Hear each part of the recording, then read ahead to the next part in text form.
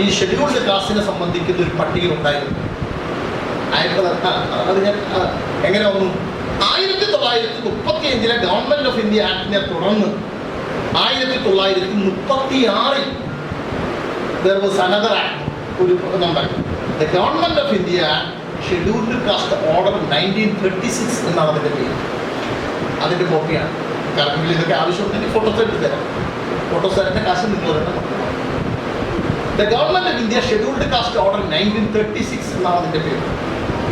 ആ scheduled caste order 1936, അതായത് 1935 government of India act വരുന്നു, 1936 ഷെഡ്യൂൾഡ് കാസ്റ്റ് ഓർഡർ വരുന്നു.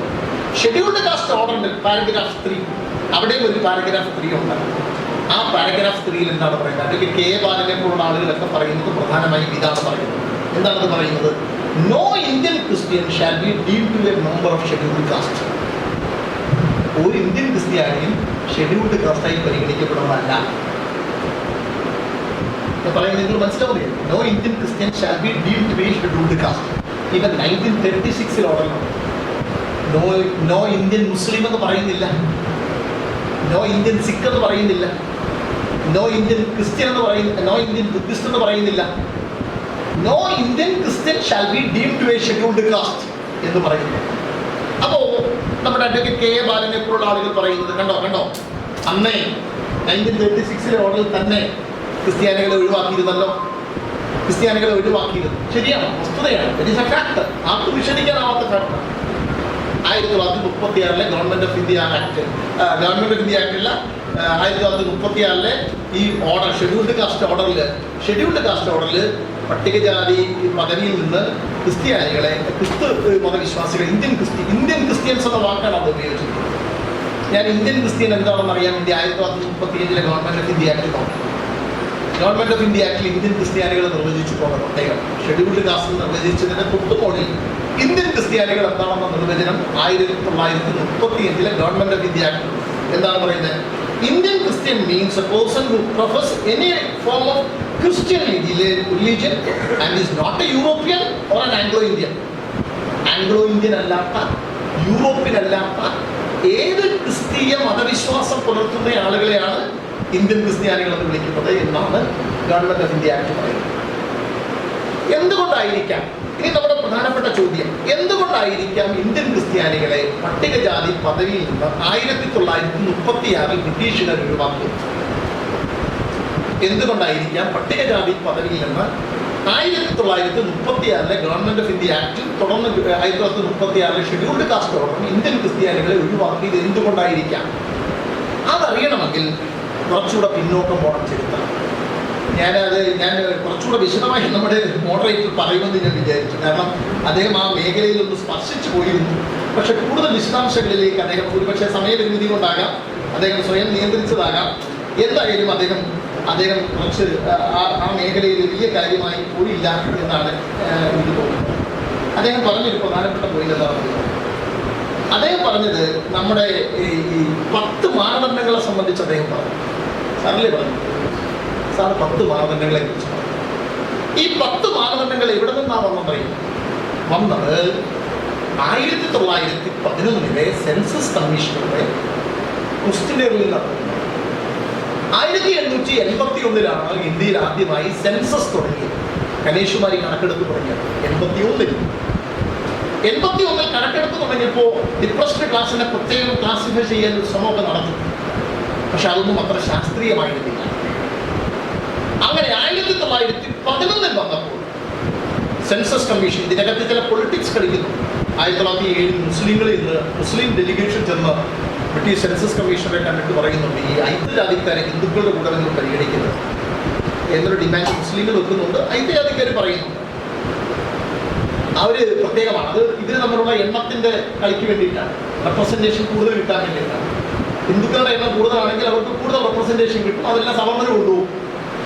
അപ്പോൾ ഈ പട്ടികജാതിക്കാരെ, ഈ ഐക്യജാതിക്കാരെ കൂടെ ചേർത്തിട്ടാണ് ഹിന്ദുക്കളുടെ ജനസംഖ്യ കണക്കാക്കുന്നതെങ്കിൽ സ്വാഭാവികമായും ഹിന്ദുക്കൾക്ക് കൂടുതൽ റെപ്രസെൻറ്റേഷൻ കിട്ടും, സവർണർക്ക് കൂടുതൽ റെപ്രസെൻറ്റേഷൻ കിട്ടും. അത് ഒഴിവാക്കുക എന്ന വളരെ സങ്കുചിതമായൊരു താല്പര്യം മുസ്ലിം ഡെലിഗേഷൻ ഉണ്ടായിരുന്നു. That is also fact.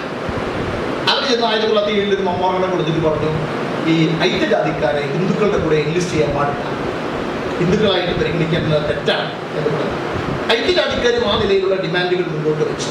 ഞങ്ങളെ പ്രത്യേകമായി പരിഗണിക്കണം, ഞങ്ങൾ ഹിന്ദു മതത്തിന്റെ ഹിന്ദുത്വത്തിന്റെ ഭാഗമല്ല, we are not part and parcel of the Hindu religion, ഞങ്ങളെ പ്രത്യേകമായി പരിഗണിക്കണമെന്നൊരു ആവശ്യം മുന്നോട്ട് വെച്ചു. അങ്ങനെ 1911 സെൻസസ് കമ്മീഷണർ ഐക്യജാതിക്കാരെ ഐഡന്റിഫൈ ചെയ്യുന്നതിന് വേണ്ടി 10 ചോദ്യാവലികൾ തയ്യാറാക്കി. ആ 10 ചോദ്യാവലികൾ ഞാൻ നിങ്ങളോട് പറയാം. സാറത് 10 പറഞ്ഞിട്ട് ഞാനത് എക്സ്പ്ലെയിൻ ചെയ്യാം. ഇത് എഴുതിയിരിക്കുന്ന ഞാനിത് കൊണ്ടുവന്നത് ഇത് തന്നെ കൊണ്ടുവന്നത് ഞാൻ എൻ്റെ കയ്യിൽ നിന്ന് പറയല്ല. ഇത് മഹാരാഷ്ട്ര ഗവൺമെന്റ് പ്രസിദ്ധീകരിച്ച ബാബാ സാഹേബ് ഡോക്ടർ ബി.ആർ. അംബേദ്കർ കഴിഞ്ഞ ദിവസം എൻ്റെ മലയാള കോപ്പി എല്ലാം ഉണ്ട്, പക്ഷേ ഇംഗ്ലീഷിലായിരുന്നു. ഇംഗ്ലീഷ് വേണമെന്ന് എനിക്ക് നിർബന്ധം ഉണ്ടായിരുന്നു. അതുകൊണ്ട് ഞാൻ കഴിഞ്ഞ ദിവസം മഹാരാഷ്ട്രയിൽ പോയപ്പോഴാണ് നമ്മുടെ സിജിമണിയും കോമണും കൂടെ അടങ്ങില്ല ചോദിച്ചുകൊണ്ട് വന്നത്. അവരോടുള്ള നന്ദി ഞാൻ ഈ അവസരത്തിൽ പ്രകടമാക്കുന്നത്. അപ്പോൾ ഈ പുസ്തകങ്ങൾ, ഈ വോളിയംസ് എല്ലാം ഞാൻ വാങ്ങിച്ചു ഇംഗ്ലീഷ്. അപ്പോൾ അതിൽ പറയുന്ന കാര്യം 10 ചോദ്യാവലികൾ നിങ്ങളത് മനസ്സിലാക്കണം. 1. Denied the supremacy of the Brahmins. ബ്രാഹ്മണരുടെ മേൽക്കോയ്മയെ നിഷേധിച്ചവരാരും അവരാണ് പട്ടികയിലാക്കുക. 2. Did not receive mantras from Brahmins or other recognized Hindu guru. ബ്രാഹ്മണിൽ നിന്നോ അംഗീകരിക്കപ്പെട്ട ഹിന്ദു ഗുരുക്കന്മാരിൽ നിന്നോ മന്ത്രം സ്വീകരിക്കാത്തവർ. 2. Denied the authority of Vedas. വേദങ്ങളുടെ ആധികാരികതയെ തിരസ്കരിച്ചവർ. എൻ്റെ നാട്ടിൽ അയ്യങ്കാരൻ്റെ ജന്മദിനത്തിൽ ഭാഗവത പാരായണമാണ്. Denied the authorities of Vedas. വേദങ്ങളുടെ ആധികാരികതയെ നിഷേധിച്ചവർ. Did not worship the great Hindu gods. Hindu ദൈവങ്ങളെ ആരാധിക്കാത്തവർ. 5. Were not served by good Brahmins. നല്ല ബ്രാഹ്മണരുടെ സേവനം ലഭിക്കാത്തവർ. 6. Have no Brahmin priests at all. ബ്രാഹ്മണ പുരോഹിതന്മാരേ ഇല്ലാത്തവർ. Have no access to the interior of the ordinary Hindu temple. Hindu ക്ഷേത്രങ്ങളുടെ അകത്തളങ്ങളിലേക്ക് പ്രവേശനം നിഷേധിക്കപ്പെട്ടവർ.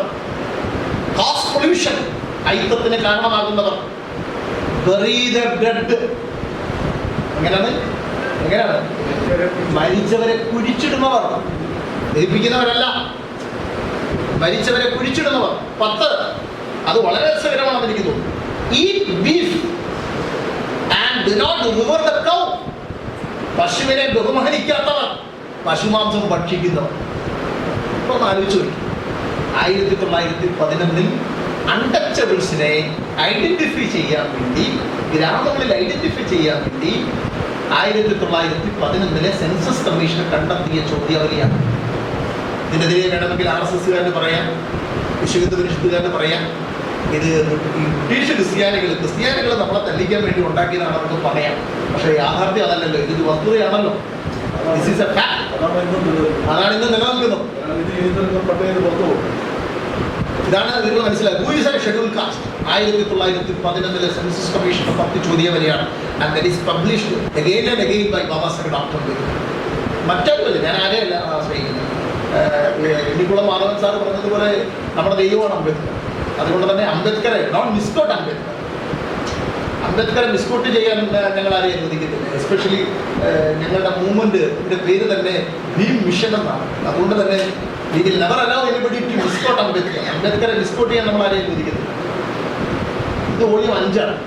Volume 5 Baba Saheb doctor B R. അംബേദ്കറുടെ ലേഖനത്തിൽ പറയുന്നതാണ്. ഇതായിരുന്നു 1911 നമ്മുടെ ഐഡന്റിറ്റി. നിങ്ങൾ മനസ്സിലാക്കണം, ഇതാണ് 1911 നമ്മുടെ ഐഡന്റിറ്റി. ഈ ഐഡന്റിറ്റിയെ തുടർന്നാണ് ഈ വസ്തുതകൾ, ഈ ശാസ്ത്രീയമായ നിലയിലുള്ള പരിശോധനകളും തെളിവെടുപ്പുകളും വസ്തുതാപരമായ കണക്കുകളും മുന്നിലുണ്ടായിരുന്നത് കൊണ്ടാണ് മഹാനായ Baba Saheb doctor B R. Ambedkar 1928 Simon Commission ഹാജരായി പറഞ്ഞത് untouchables are not Hindus, we are a separate element. Baba Saheb doctor B R. Ambedkar ആ വാദഗതി ഉന്നയിക്കാൻ ആവശ്യമായ എല്ലാവിധമായ ചരിത്രപരമായ രേഖകളും അദ്ദേഹത്തിന്റെ പക്കൽ അവൈലബിൾ ആയി. അദ്ദേഹം പറഞ്ഞു, വി ആർ നോട്ട് ഹിന്ദുസ്, ഞങ്ങൾ ഹിന്ദുക്കളല്ല, ഞങ്ങളെ മുസ്ലിങ്ങളെ പോലെ, സിഖുകാരെ പോലെ, മറ്റ് ഇതര ന്യൂനപക്ഷ സമുദായങ്ങളെ പോലെ ഞങ്ങളെ ഒരു ന്യൂനപക്ഷമായി അംഗീകരിക്കണം. That was the argument. ഞാൻ പറയുന്നത് തെറ്റുണ്ടോ ഷാരൻ സർ? ഇതാണ് ബാബാ സാഹേബ് ഡോക്ടർ ബി.ആർ. അംബേദ്കർ മുന്നോട്ട് വെച്ച ആർഗ്യുമെന്റ്. നമ്മളൊരു ന്യൂനപക്ഷമാണ്, we are a minority, we are not part of any religion. നമ്മളൊരു മതത്തിൻ്റെയും ഭാഗമല്ല. ഞാൻ ഏതെങ്കിലും ഒരു മതത്തിന്റെ ഭാഗമല്ല. ഒരു മതവുമായിട്ട് എനിക്ക് ബന്ധമില്ല. ഹിന്ദുത്വം അല്ല. We are not Hindus, we are not Hindus. ഞങ്ങൾ ഹിന്ദുക്കളല്ല. ബാബാസാഹേബ് ഡോക്ടർ BR അംബേദ്കറുടെ ജീവിതത്തിൻ്റെ പോരാട്ടങ്ങളുടെ ഓരോ ഘട്ടങ്ങളും പരിശോധിച്ചാൽ ഹിന്ദുത്വം അടിച്ചേൽപ്പിച്ച സത്വബോധത്തിൽ നിന്ന് പുറത്തു കടക്കാനുള്ള പരിശ്രമങ്ങൾ എല്ലാ കാലഘട്ടത്തിലും അദ്ദേഹം നടത്തിയത് കാണാൻ കഴിയും. ഫൈനലി ഈ എൻകറേജ് ബുദ്ധിസം. നമ്മുടെ ചില ബുദ്ധിജീവികൾ പറയുന്നത് അംബേദ്കറെ ഞങ്ങൾക്ക് എല്ലാവർക്കും ഇഷ്ടം, പക്ഷെ അദ്ദേഹം ബുദ്ധമതം സ്വീകരിച്ച് മാത്രം അംഗീകരിക്കപ്പെട്ടു പറയുന്നത്. ബഹുമാന്യനായ മുണ്ടക്കയം ദിവാകരൻ സാർ ഒരു പുസ്തകം എഴുതി ഇംഗ്ലീഷിൽ. ആ പുസ്തകത്തിൻ്റെ പേര് നിങ്ങൾ ഓർക്കണം, മഹാത്മാ അയ്യൻകാളിയെ കുറിച്ചാണ്. The gladiator in spirit and Buddha in mind എന്നാണ് അദ്ദേഹം എഴുതുന്നത്.